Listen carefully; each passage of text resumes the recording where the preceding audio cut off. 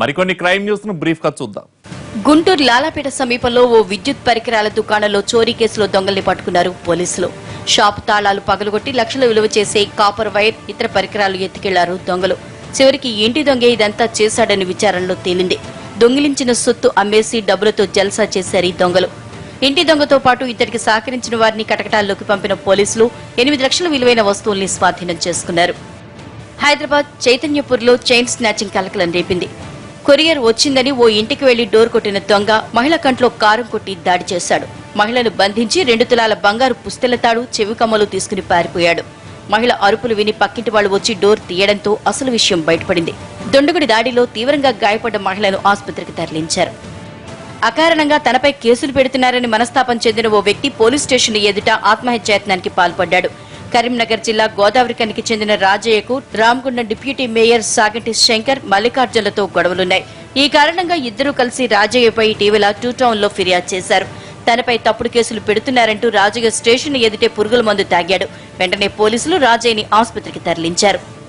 శ్రీకాకుళం జిల్లా సంతకవటి మండలం బొద్దూరులో అర్ధరాత్రి నిర్వహించిన సాంస్కృతిక కార్యక్రమాలు ఉద్రిక్తతకు దారితీశాయి. గ్రామంలో బుర్రకథను ఏర్పాటు చేయగా పోలీసులు అడ్డుకున్నారు. దీంతో గ్రామస్తులకు పోలీసులకు మధ్య వాగ్వాదం జరిగింది. సంతకవటి ఎస్ఐ పాపారావు బుర్రకథ సభ్యులతో పాటు నిర్వాహకులను చితకబాదారు. దీంతో ఆగ్రహించిన గ్రామస్తులు ఒక్కసారిగా ఎదురు తిరిగారు. పోలీసులు బుర్రకథ బృందం సభ్యులను, నిర్వాహకులను అరెస్ట్ చేశారు. స్టేషన్ కు చేరుకున్న గ్రామస్తులు వారిని విడిపించాలి అంటూ ధర్నాకు దిగారు. రాజం సీఐ శేఖరబాబు అక్కడకు చేరుకుని పరిస్థితిని చక్కదిద్దారు. అడిగినంత లంచం ఇవ్వనందుకే దాడి చేశారని గ్రామస్తులు ఆరోపిస్తుంటే రికార్డింగ్ డాన్సులు చేస్తుండటంతోనే అడ్డుకున్నామని ఎస్ఐ వివరణ ఇచ్చారు. కృష్ణా జిల్లా నందిగామ మండలం చెరువు కుమ్మపాలెం గ్రామానికి చెందిన నరమట్ల సత్యనారాయణ అనుమానాస్పద స్థితిలో చనిపోయాడు.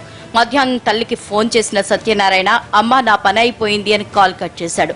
ఆ తర్వాత ఏం జరిగిందన్నది మిస్టరీగా మారింది. సత్యనారాయణది హత్య, ఆత్మహత్య అన్నది తేలాల్సి ఉంది.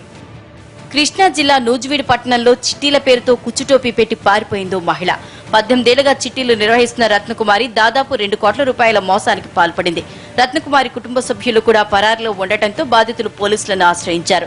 రత్నకుమారి భర్తని అదుపులోకి తీసుకుని పోలీసులు విచారిస్తున్నారు. కృష్ణా జిల్లా విస్సన్నపేట మండలం కొర్లమండల గ్రామంలో బాలికపై అఘాయిత్యానికి పాల్పడ్డ పాస్టర్ ని పోలీసులు అరెస్ట్ చేశారు. గ్రామానికి చెందిన బాలికను మాయమాటలు చెప్పిన పాస్టర్ ఈ నెల 14న కిడ్నాప్ చేసి తీసుకెళ్లాడు. దీంతో బాలిక తల్లిదండ్రులు పోలీసులకు ఫిర్యాదు చేశారు. రంగంలోకి దిగిన పోలీసులు పాస్టర్ ని అదుపులోకి తీసుకున్నారు. మైనర్ బాలికపై అత్యాచారం చేసినట్లు విచారణలో తేలింది. నిందితుడిపై నిర్భయ చట్టం కింద కేసు నమోదు చేశారు పోలీసులు. ఇది ఇవాల్టి